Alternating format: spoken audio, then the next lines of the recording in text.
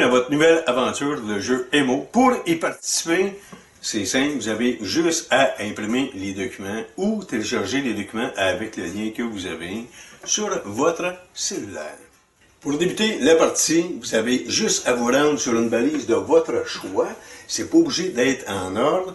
Et pour y arriver, vous pouvez imprimer la carte Emo ou simplement la télécharger dans votre cellulaire ou télécharger le lien qu'on vous envoie pour accéder à Google Maps directement et avoir les balises dans votre cellulaire. Donc, vous avez trois options pour vous rendre sur une des balises. Il faut toutes les faire, mais vous n'êtes pas obligé de les faire en ordre. Par la suite, lorsque vous croyez être rendu sur la balise, question d'être plus précis, parce que ça demeure quand même du à peu près lorsque vous allez vous rendre sur les lieux, mais si vous voulez être précis, vous avez un indice qui est attaché à votre balise. Exemple, l'indice de localisation, coin, clôture. Vous, ce que vous voyez une fois que vous êtes arrivé sur les lieux, c'est ce que vous voyez. Vous voyez évidemment le coin de la clôture. Ce que vous faites, bien, vous vous rendez sur le coin de la clôture. Par la suite, pour trouver l'énigme, vous devez pointer dans une direction. Et là, je vais vous montrer avec la carte Emo, qui est un système d'orientation intégré, comment vraiment regarder dans la bonne direction.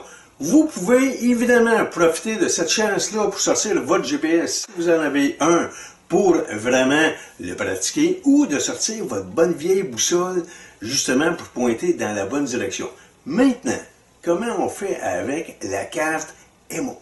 La carte Emo est munie d'un système d'orientation exclusif pour être capable de vous orienter sans nécessairement avoir une boussole. Pour ce faire, dans un premier temps, vous devez orienter la carte selon les repères que vous avez visuellement sur le terrain. Pour faire ça, je prends l'exemple ici, vous pouvez vous servir de la carte papier que vous avez imprimée ou celle qui est dans votre cellulaire.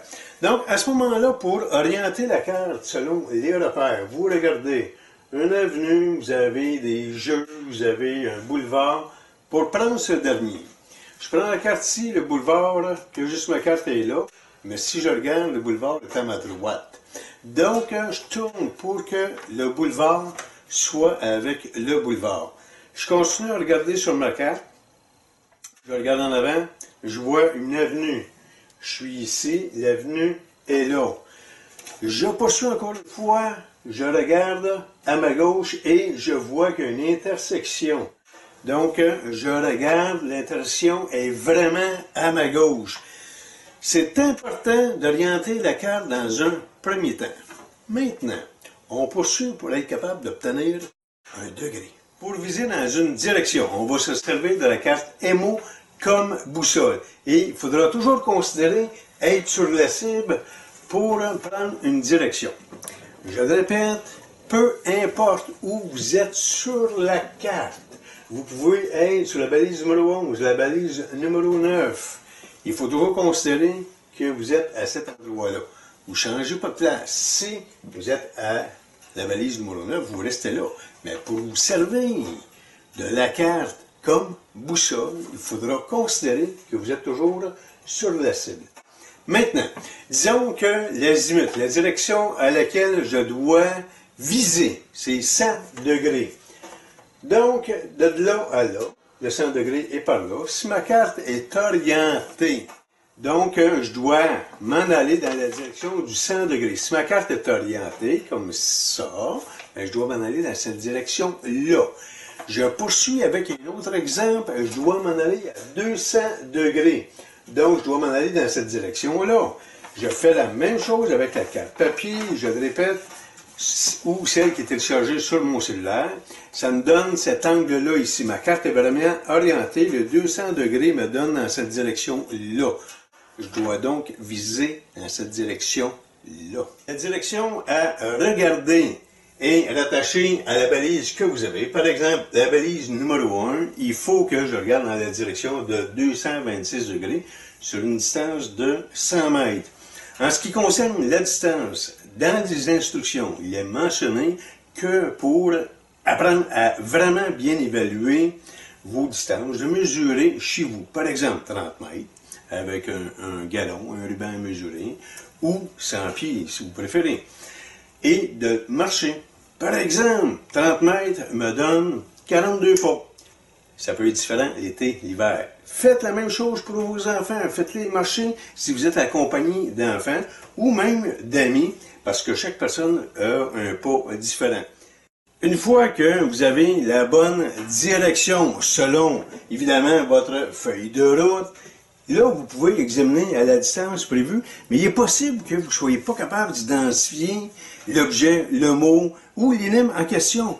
Vous pouvez vous servir des jumelles. Si vous en avez, profitez-en, emportez vos longues vues, que ce soit des petites, des grosses. Je le répète, c'est une activité familiale, vous en avez, apportez-les, prêtez-les à vos enfants, même si vous découvrez l'indice. Laissez les enfants se servir des jumelles et tenter d'identifier l'indice. Donc, avec les jumelles, il va regarder dans la bonne direction. Dans l'exemple ici, c'est ce que je vois. J'étais placé au coin de la clôture, je regarde dans cette direction-là, je vois un lampadaire, je vois des bancs, je vois une bonne fontaine, je vois un bâtiment, je vois un pin. Parce que vous avez beau orienter, même si vous êtes avec une boussole, c'est pas nécessairement toujours précis parce que vous pouvez être à un pied de la clôture. Peu importe, vous avez quand même un angle et pour vous aider justement à être précis, pour identifier vraiment le bon point de repère, bien là, ici, vous avez un indice. Dans cet indice-là, ici, souvent ça doit être un mot, mais dans le cas ici, il y a deux mots. Bon, lampadaire, c'est pas ça qui va rentrer ici. Qu'est-ce qu'il pourrait bien rentrer? Le banc, ça ne rentre pas non plus. Bonne fontaine. Ah! Une fois le mot inscrit, vous devez, la lettre qui est encadrée, par exemple le I, vous servez du code secret pour être capable d'avoir la réponse, pour vraiment terminer la réponse de cette énigme-là. Donc le I, si je veux aller sur le code secret et être capable de le convertir, vous avez entre les mains, dans les documents que vous avez téléchargés ou imprimés, vous regardez le I, vous l'identifiez, et ça donne le numéro 7. Donc, pour finaliser cette énigme-là, vous inscrivez 7 à la conversion. Il est possible que vous ayez de la difficulté à résoudre l'énigme. Plutôt que de retourner sur les lieux, vous pouvez prendre une photo à l'aide de votre cellulaire ou en profiter et amener votre caméra, auquel bien souvent on a un zoom qui est de meilleure qualité. Vous pouvez vous en servir un peu comme jumelle et de prendre une photo et de résoudre l'énigme une fois de retour à la maison. Il faut en profiter aussi, c'est pas une course. Si vous avez des enfants, encore une fois, je le répète, même si vous connaissez l'énigme, laissez les enfants prendre une photo, d'essayer de découvrir, ils vont vraiment s'amuser avec ça. Si vous avez une caméra, bien sûr, allez pas acheter ça, mais si vous en avez une, sortez-la. Et profitez-en aussi, beaucoup de gens ont des radios à ce moment-là.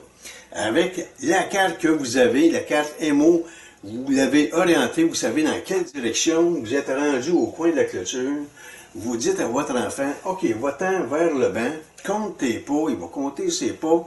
Là, avec la carte, vous savez qu'il est trop à gauche, trop à droite, vous allez parler à la radio, OK, tasse-toi un petit peu à droite, parfait, continue d'avancer.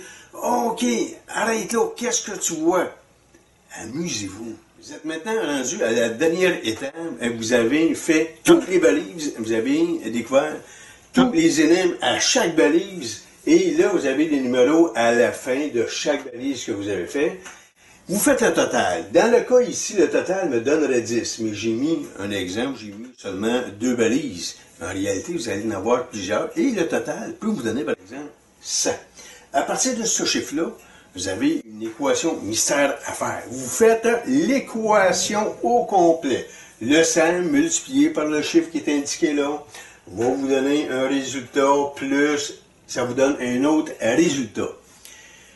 Une fois que vous avez le résultat total, vous retournez sur le code mystère pour déchiffrer évidemment le code. Et si ça vous donne un mot qui a du bon sens, c'est parce que vous avez réussi. Si ça n'a pas de bon sens, bien là, il va falloir vérifier. Vous avez peut-être fait une erreur. Allez voir si c'est vraiment le bon chiffre. Allez voir si vous n'avez pas fait une erreur de calcul autant là qu'ici. Et vous avez souvent 2 choix. Regardez bien. Disons que le total me donne ça. Si je regarde sur le code secret, 62, ça n'existe pas parce qu'il y a 26 lettres, ça va de 1 à 26. Disons que je prends le 6, avec le code secret, ça me donne le T. Je poursuis, 0, 4, ça se peut pas. Donc, je vais prendre 20 au lieu de prendre 2. Donc, le 20, ça me donne le A. Jusque-là, ça va bien. Je poursuis le 4, parce que 42, ça se peut pas, ça me donne le B. Par la suite, j'ai le choix, le 2, le 1 ou 21.